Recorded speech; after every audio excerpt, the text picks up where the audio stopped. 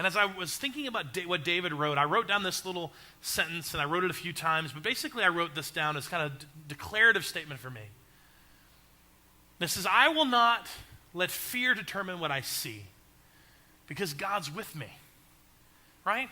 I will not let fear determine what I see, because that, out of studying a little bit about fear and seeing this imagery that David gives, I just keep thinking through it and going, there's a reason David's not going to be afraid. There's a reason, and he says, because you're there, because you're with me. And then I look at the Bible and I say, God's answer to fear is not a command. It's not, he wasn't yelling at like, stop being afraid. It was an invitation. It was like, don't be afraid because I'm here. Fear not, I'm with you.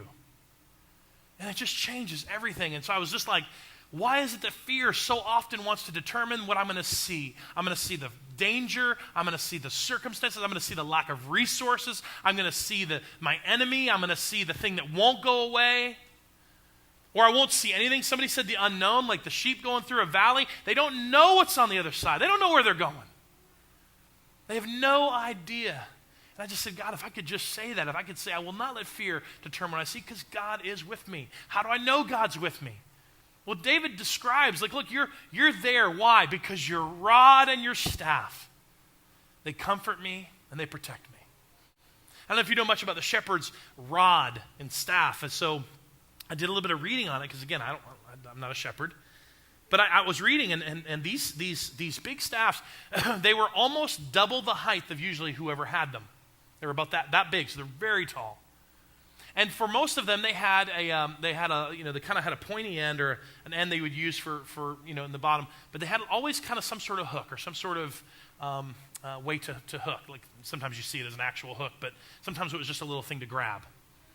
And what the shepherd would use that rod and staff for is three things. One, it would take the long part of the rod like this, that stretches far beyond they could stretch, and it would press and lean against the side of the sheep, just so the sheep know, I'm here. And he would just use it to reach out and touch the side of the sheep, to kind of guide the sheep as they were moving across the pasture. And sometimes the pointy end was used for prodding, because dumb sheep, stubborn, you know what I'm saying? Like, and that's me. Get moving, Matt. Sometimes the bottom of that staff was used to poke and prod and get them moving. There's danger, you'd pay attention. Boom, get moving. And so the bottom was there, but then the hook was also the hook. I mean, the hook was the hook. Sometimes the sheep needs to be hooked. And then the Bible tells us the Lord disciplines those he loves. So the shepherd would come, and the sheep wasn't listening and wasn't following the original kind of guiding and didn't follow the prompt. And he'd grab the hook and get the sheep in line.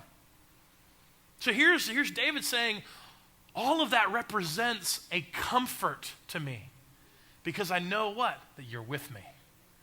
The rod itself, the action of the shepherd trying to keep the sheep together, to let the sheep know that he is there. But the rod also protected them. And that was one of the things I thought about David as he was writing this. Because David, in his historical context, as we read, he killed a bear. He killed a lion when he was young. I mean, he knew what it meant to protect his sheep. And the sheep, listen, wolves at that time, wolves and foxes and other things that would set their sights on sheep. They're not afraid of sheep. There's nothing, again, pillow with feet. Just picture little fluffy pillows walking around. There's nothing intimidating about a sheep. Okay? They have no fear of sheep. They have a fear of the rod. That the enemy actually fears the shepherd, because the shepherd uses that rod, that staff, to protect his sheep. And what that said to me is, I even thought about David writing that, was that he's sitting there thinking, I'm the sheep. You take care and provide for me. I don't have to fear, because I know you're with me. Your staff, your rod, your guidance, your guidance, your prodding, your hooking even. Show me that you're there. But your staff protects me, because the wolf is not afraid of me.